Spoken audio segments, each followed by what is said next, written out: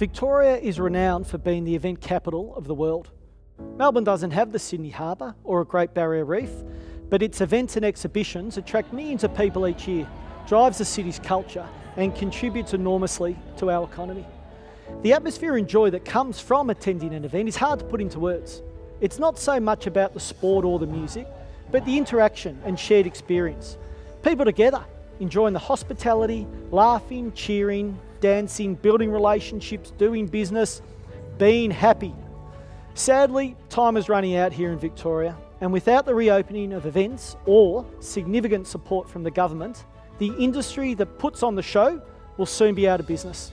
The industry is made possible through a network of suppliers spanning caterers, event managers, florists, equipment providers, creative agencies and restaurants, to name a few. The events and exhibition world was decimated overnight by COVID-19, and since March it's not down 30% or down 50%. It's been shut down completely, with no income and no relief in sight. As a result, our industry is rapidly and irrevocably falling apart, with many businesses and events now closed or struggling to survive, with little hope of recovery.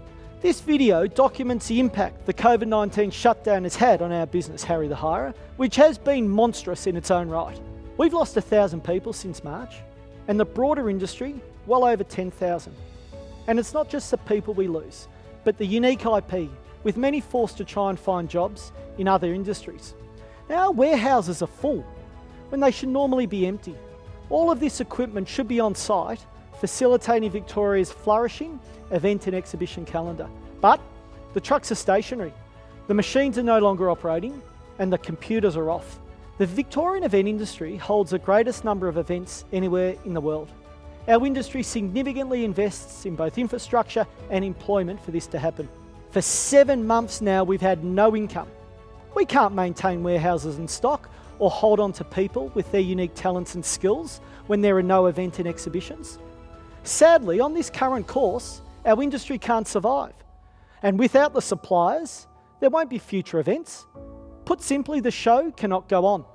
We need to consider, we've already lost the AFL Grand Final to Queensland, but where will it stop? What message will it send if the Melbourne Cup runs with no one in attendance? Now, can you imagine the Boxing Day test anywhere but that packed MCG? And no Royal Melbourne show, leaving the kids devastated and the showgrounds abandoned. Australian Open tennis without the summer fans. No home shows, car shows, international conferences. The reality is, COVID-19 is not going anywhere until they find that vaccine. But we can't sit idle. We need to be allowed to go forward. With government willingness, we believe we can bring our event and exhibition industry back, and in a safe way. But we need support to do this. And importantly, we need to move now.